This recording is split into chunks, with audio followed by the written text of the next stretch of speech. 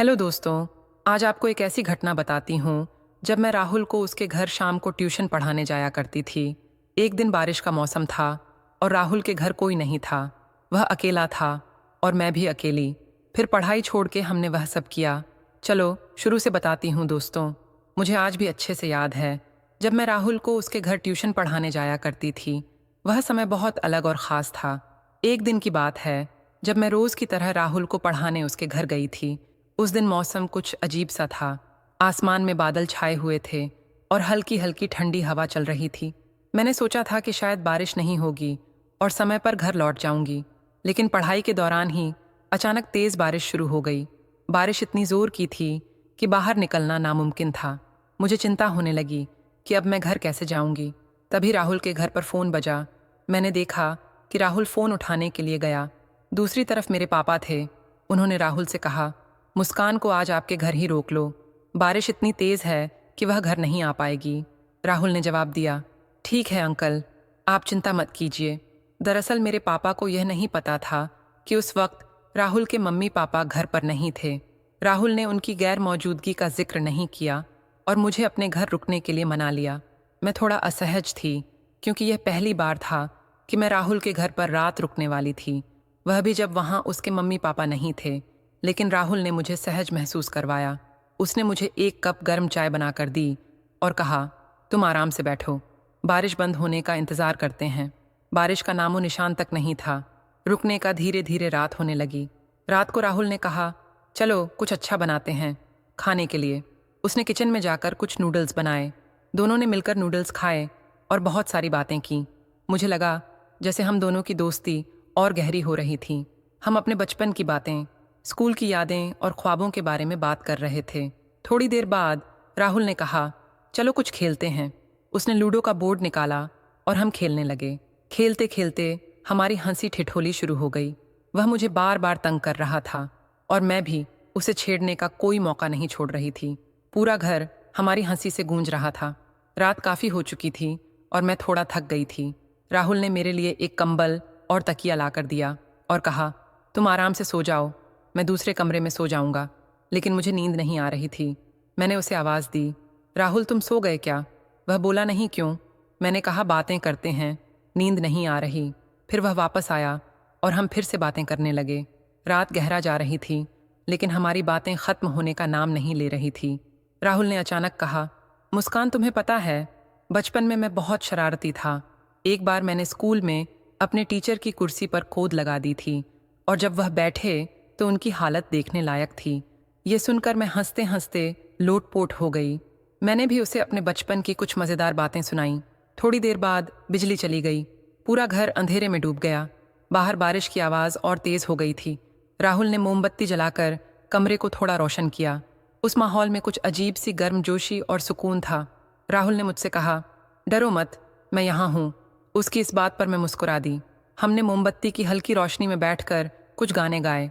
राहुल को गाने का बहुत शौक था और उसकी आवाज़ वाकई दिल को छू लेने वाली थी। उसने मेरे लिए एक एक गाना गाया और मैं बस उसे सुनती रही।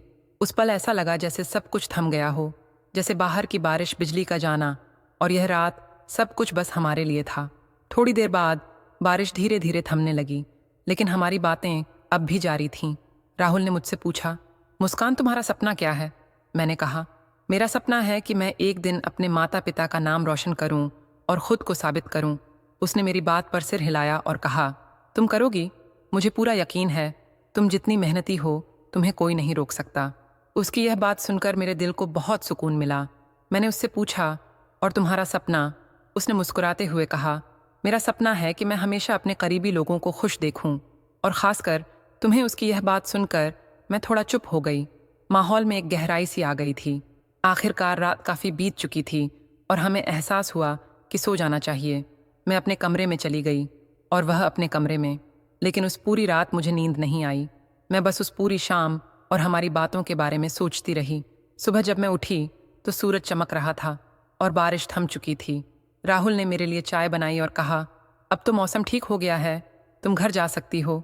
मैंने मुस्कुराते हुए कहा, हाँ, लेकिन यह रात हमेशा याद रहेगी। उसने भी मुस्कुराकर कहा, मुझे भी घर लौटने के बाद भी मैं उस रात के बारे में सोचती रही। वह सारी बातें, राहुल का मुस्कुराना, उसका ख्याल रखना हर पल जैसे मेरे दिमाग में छपा हुआ था। मैं समझ नहीं पा रही थी कि यह सिर्फ एक खास अनुभव था या शायद कुछ और। क्या यह सिर्फ दोस्ती थी या कुछ ऐसा जिसे मैं खुद से भी स्वीकारने से डर रही थी। कुछ दिनों तक मैंने राहुल से सीधे संपर्क नहीं किया। हालांकि ट्यूशन के बहाने हम मिलते थे, लेकिन पहले जैसी सहजता कहीं खो गई थी। मैं उसे देखती, लेकिन नजरें मिलाने से बचती, और राहुल भी समझ नहीं पा रहा था कि मैं क्यों बदल गई हूँ। एक दिन उसने आखिर पूछ ही लिया, मुस्कान क्या हुआ है? तुम मुझसे बात क्यों नहीं कर रही हो? ठीक से मैंने उसकी तरफ देखा और कहा, कुछ नहीं राहुल, सब ठीक है। लेकिन मेरी आवाज़ में झिझक साफ झलक रही थी। उसने थोड़ा करीब आकर कहा, देखो, मुझे पता है कुछ तो है। अगर तुम मुझसे शेयर नहीं करोगी तो किससे करोगी? मैं कुछ पल के लिए चुप रही, फिर हिम्मत जुटाकर कहा, राहुल, उस रात जब मैं तुम्हारे घर रुकी थी मुझे बहुत अच्छा लगा, लेकिन अब मैं समझ नहीं पा रही कि यह सिर्फ दोस्ती है या उससे ज़्यादा। मैं खुद को समझाने की कोशिश कर रही हूँ, लेकिन मेरी आवाज़ रुक गई। राहुल ने मेरी तरफ देखा और उसकी आंखों में एक अजीब सी चमक थी। उसने मुस्कुरा हुए कहा, मुस्कान, मैं भी कुछ समय से यह सोच रहा हूँ, लेकिन शायद मुझे यह कहने का मौका नहीं मिला। सच कहूँ तो मेरे लिए भी वह रात सिर्फ एक याद नहीं, बल्कि कुछ खास थी। और तुम मेरे लिए सिर्फ एक दोस्त से कहीं ज़्यादा हो। उसकी यह बात सुनकर मैं कुछ पल के लिए हैरान रह गई। मुझे समझ नहीं आ रहा था कि क्या कहूँ, लेकिन मेरे दिल में एक सुकून सा था, जैसे कोई बोझ उतर गया हो। मैंने धीरे से कहा, तो अब हम क्या करें राहुल? उसने मुस्कुरा कर कहा, कुछ नहीं मुस्कान, हम बस वही करेंगे जो हमें सही लगे। कोई जल्दबाजी नहीं, बस एक दूसरे का साथ निभाएंगे। उसकी यह बात सुनकर मेरी आंखों में खुशी के आंसू आ गए। उस दिन से हमारे रिश्ते की परिभाषा बदल गई। अब ट्यूशन सिर्फ पढ़ाई का बहाना नहीं था, बल्कि हर दिन का इंतजार बन गया था। हमने अपने रिश्ते को समय दिया, एक दूसरे को और बेहतर तरीके से समझा। वह बारिश की रात न सिर्फ हमारी दोस्ती की, बल्कि हमारे रिश्ते की भी शुरुआत बन गई। वह दिन तो जैसे हमारी जिंदगी का सबसे खूबसूरत मोड़ था। राहुल और मेरी दोस्ती अब एक नए रिश्ते में बदल चुकी थी, और हमारे बीच एक नई तरह की समझदारी और अपनापन आ गया था। हम दोनों ने एक दूसरे को लेकर जो भावनाएं महसूस की थीं, वह अब पहले से भी ज्यादा गहरी हो चुकी थीं। ट्यूशन का बहाना अब सिर्फ एक माध्यम था, लेकिन उसके पीछे एक और कहानी चल रही थी। हर दिन राहुल का इंतजार करना, उसकी मुस्कुराहट देखना और उसकी बातों में खो जाना मेरी दिनचर्या का हिस्सा बन गया था। राहुल ने भी मुझे हर पल खास महसूस करवाने की कोई कसर नहीं छोड़ी। एक दिन उसने कहा, मुस्कान, क्या तुमने कभी सोचा है कि अगर हम यूं ही साथ रहे तो जिंदगी कितनी खूबसूरत हो सकती है? मैं उसकी बात सुनकर मुस्कुराई और कहा, राहुल, जिंदगी तभी खूबसूरत है जब तुम मेरे साथ हो। उस दिन हमारी बातों ने एक नए सपने को जन्म दिया, एक ऐसा सपना जिसमें हम दोनों साथ थे, एक दूसरे का सहारा बने हुए। धीरे धीरे हमारी भावनाओं की गहराई को हमारे परिवारों ने भी महसूस करना शुरू कर दिया।